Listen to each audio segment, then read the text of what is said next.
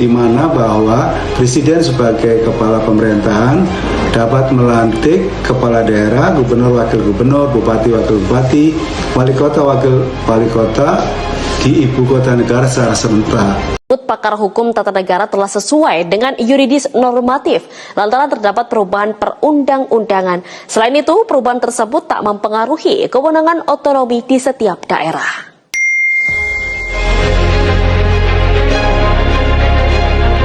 Sebanyak 481 kepala daerah di Indonesia serentak dilantik langsung Presiden Prabowo Subianto dan Wakil Presiden Gibran Rakabuming Raka di Jakarta.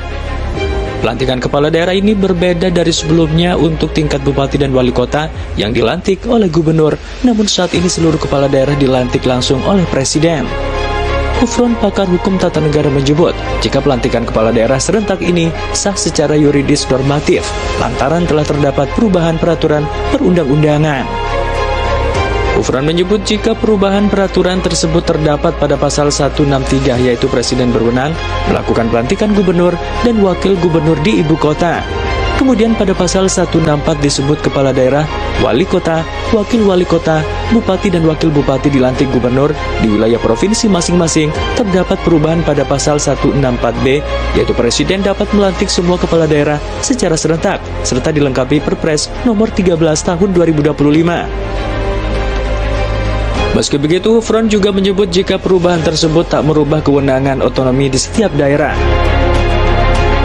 Menurut saya, ternyata setelah dilakukan penelusuran dan kajian terhadap peraturan perundang-undangan, ternyata yang pada awalnya pasal 163 bahwa Presiden berwenang untuk melakukan pelantikan gubernur, wakil gubernur di ibu kota provinsi, yang kemudian di pasal 164 bahwa kepala daerah, wali kota, wakil wali kota, bupati, wakil bupati dilantik oleh gubernur di wilayah provinsi masing-masing.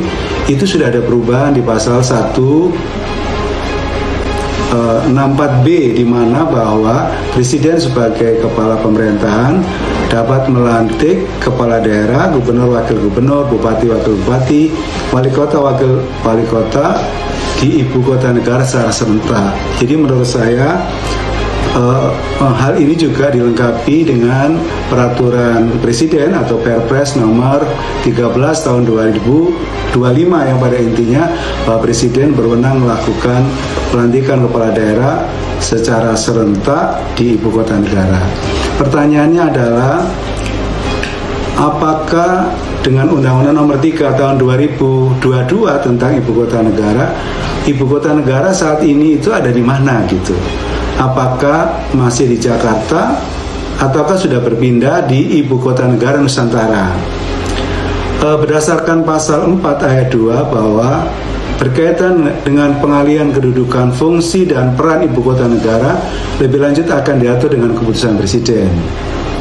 Dan di dalam ketentuan pasal 39 berkaitan dengan ketentuan peralihan, sepanjang itu belum dilakukan pengalihan berdasarkan Kepres, maka ibu kota negara itu masih di DKI, daerah khusus ibu kota.